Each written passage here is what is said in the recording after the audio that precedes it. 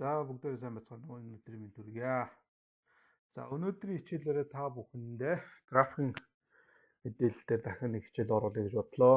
Өнөөдрийн хичээлээр та бүхэндээ waterfall буюу монголоор бол нэг за хөрхрийн график гэх юм уу да бас нэг бүтцийг харуулдаг нэг график байгаа. Энэ графикийн талаар та бүхэнд танилцуулъя гэж бодлоо.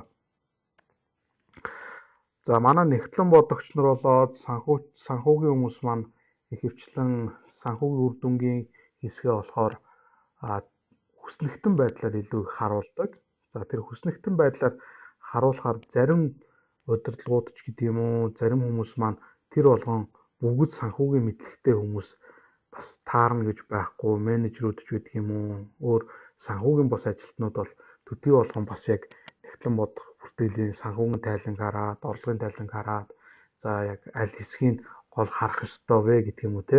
Тиймэрхүү байдлуудыг аягүй сайн мэддэггүй улмаас бас манай менежерүүд маань нэгтлэнгуудын маань юу хийгээд байдгийг гаргасан тайлангийг уншдаггүй хэрэгэлдэггүй болохоор нөгөө гаргасан тайлан маань компани дээр нэг татвартлын өгөх зорилгоор гаргаж байгаа нэг өхмөл тайлан хэлбэртэй байгаад байдаг учраас нэгтлэнгуудад маань илүү өнөөдрийн орох хичээл маань маш чухал.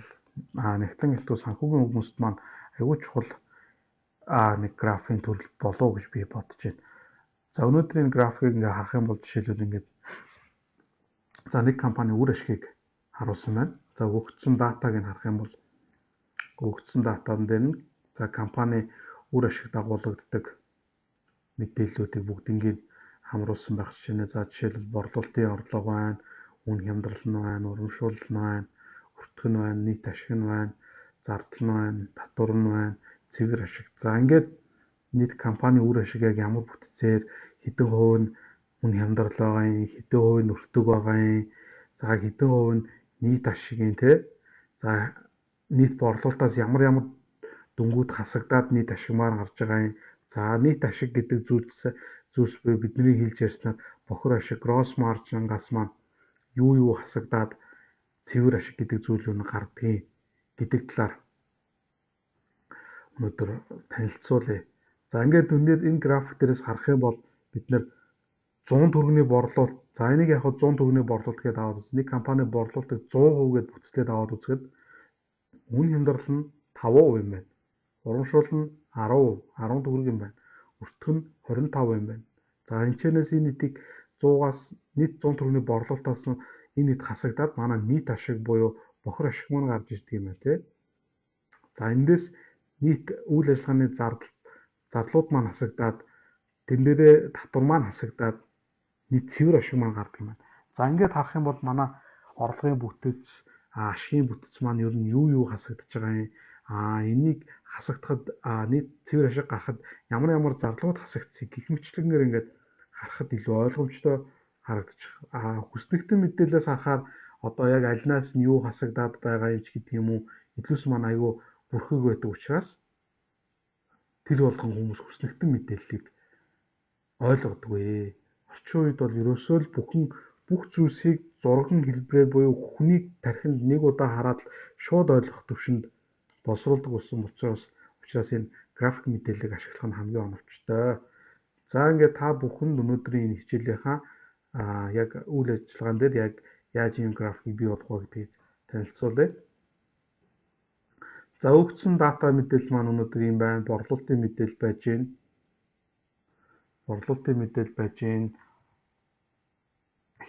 Хямдралын мэдээлэл байж гэн тий. Хямдралын мэдээлэл байж гэн, өртөг байж гэн, урамшуул байж гэн. Яаж энэ бүтц рүү оруулах вэ гэдэг бол энэ бол маш энгийн. Үүний тулд танд Office 2016 заашгүй суугдсан байх ёстой. Office 2016 түүнээс хойших загварууд дээр энэ waterfall буюу энэ хөрхрийн график маань бий болсон байгаа. Тийм учраас Office-оо ер нь аль болох апдейт байнгын хийж явах шаардлагатай. Монгол сүүлийн үед компаниуд энэ Office-ийн программыг яг нэг лицензтэй болоод олон лицензтэйгээр их зардаг болсон учраас та бүхэд ер нь бол илүү найдвартайг нь бодож яг албан ёсны лицензтэй програм авч ашиглах юм бол илүү оновч зүгээрээ Ер нь бол лицензтэй одоо нэг компьютер дээр суудаг одоо Office-ийн програм маань өөрөө нэг суулгацсан байхад хооштой бол апдейт өөрөө хийгээд явна. Ер нь бараг насан туршийн байдаг учраас нэг суулгацсан байхад та компьютероо форматлсан ч дараагийн удаа өөрхөн лицензээр суулгах боломжтой байдаг учраас ер нь бол Office-ийн програм аль болох крактсан ч гэдэг юм уу хулхны тийм програм битгий суулгаараа илүү албан ёсны програмыг суулгаж ивэл та бүдгийн ажилд айгүй төхөн болно гэж бодож байна. За ингээд хичээл рүү оръё. За хамгийн түрүүнд борлуулалтаас ахгүйдаад энэ цэвэр ашиг гэсэн хүртэлх энэ мэдээлэл бүгднийг идэвхжүүлээд авна. Мэдээж график байгуулалтаа яг ижилхэн insert хэсэг рүү орно. Insert. За энэ донд мэдээж charts хэсэг дотроос insert waterfalls буюу waterfall chart авна. За ингээд waterfall дотор stock, surface center гэдэг графикуд байгаа. Энэчээс бидлээс waterfall гэдэг chart авна. За энэ chart авангууд за ерөнхий дүр зураг маань бас яг ингээд харагдаж байна. Гэхдээ биднэрт одоо нөгөө 100 төгрөгийн борлуулалтаас энэ хасагдаад 60-аар ингэж дээр харагдах ёсгүй. Мэдээж энэ 30-аар ч гэсэн ингэж дээр харагдах ёсгүй.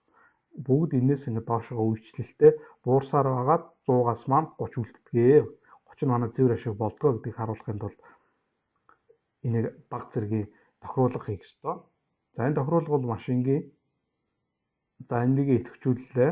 Маус хоёроо дарлаа. Format data source. За format data source дотроо энэ show connector line-ыг арилгах чинь хоорондоо бүгд зураасаа холбогдсон байгаа. За тэрний дараа энэ нийт ашиг гэсэн ганцхан нүдийг сонгоод авна. Ганц нүдийг сонгоод авахаар set as total буюу энэ маань өөрөө өмнөх өгөгдлүүдийн total нийлбэр дүү юм аа гэдгийг авахын тулд set as total. За тэнгууд доошоо ингээд цуваа байдлаар ингээд уруудах байдлаар ороод ирж байна. За дараагийн энэ цэвэр ашиг маань мөн адилхан. Set as total. За энийгээ сонгоод авлаа. За ингээд бүтцсэн маань ерөнхий график маань бэлэн болголоо. Үүн дээр ингээд бүгдээр яг бүх графикууд дээр хийгддэг мэдээллүүдээ баг зэргийн апдейт хийгээд явхад болно. За энийг нэг баг зэргийн бүдүүн болгочихъя. За энэ label-уудын бүгдээрээ дотор нь оруул. За inside and гэдэг хэсэг рүү сонгочихъя те.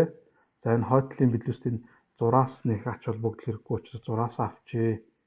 За энэ дээр format chart design дотроос бүгдээрээ color-ыг бас яг хөө сонгож болно. Гэхдээ бүгдээрээ энийг энэ удаад арай өөр color өнгө гэж сонгоё. Энэ хойтлын хэсгийг бүгдээрээ бас будчихъя гэж бодож байна. Будахтаа нэг саарл өнгөөр түрүүний хэсэг маань саарл өнгөтэй байсан. Саарл өнгөөр будъя. За толгоон дээр ямар за энэ саарл маань арай жоохон ямар саарл юм бэ? Арай нэг жоохон бараан саарл байгаа тийм энийг жоохон тод саарл болгоод өсгнүүдээ бүгднийг цагаан өнгөтэй болгочихъя. Энэ дээр цагаан жоохон муу харагдчихна. За плюс маань ингэж яг 100% хар өнгөөр болгочихъя. 100% хар. За хамгийн түрүүнд бүгдээрээ энэ бүгд улаан байсан учраас эхний ээлжинд улаан болгочих. За улаан болгоод shape outline буюу гадна зураас энэ байхгүй болгоод хүрээг нь бүгдийн эффект оруулаад за энэ bottom буюу жоохон том болгох маягтай. За тэгвэл үлдсэн энэ хэсгүүд маань хар өнгөөр будагдсан. Энийг хараар будчихъя. Хар. Ашиг маань бас хар байгаа. Хар. Окей. За голны нийт ашиг маань өөрөө арай өөр өнгөөр нийт ашиг маань арай өөр өнгөөр будагдсан байгаа. Үүнийг нэг борза улбар шарч гэдэг юм уу өнгөөр будчихъя. За энэ дээрээ толгоогоо бичээд 2020 оны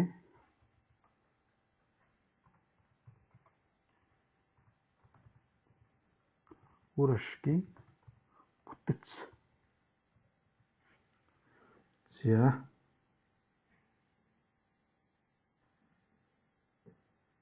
энийг цагаан өнгөтэй болгочихъя. Фондын баг зэрэг томруулаад. За ингээд энийг бас муу адил болт ч гэдэг юм уу арай фондыг томруулаад ер нь бол мэдээллийг хүнд харуулахдаа илүү том фонт нь том байх тусмаа хүмүүс илүү ойлгомжтой байдаг. Жижигхэн мэдээлэл дээрээс хүмүүс хамгийн түрүүнд жижигхэн мэдээлэл чи өөрөө хүмүүсийн нүдэнд өртөхгүй байх магадaltaй байдаг учраас аль болох мэдээллийг том дүнгээр нь харуулах. Тэгэх юм бол хүмүүс тэр таны илэрхийлэх гээд байгаа тайлан мэтээг ойлгоход хялбар байдаг юм шүү. Тийм учраас аль болох үзүүлэгч харуулах гэж байгаа тоо мэдээлэл үг үсгээ илүү томоор хүнд харуулвал илүү ойлгомжтой болно. За ингээд яг түрүүний график маань ингээд бэлэн болчлоо.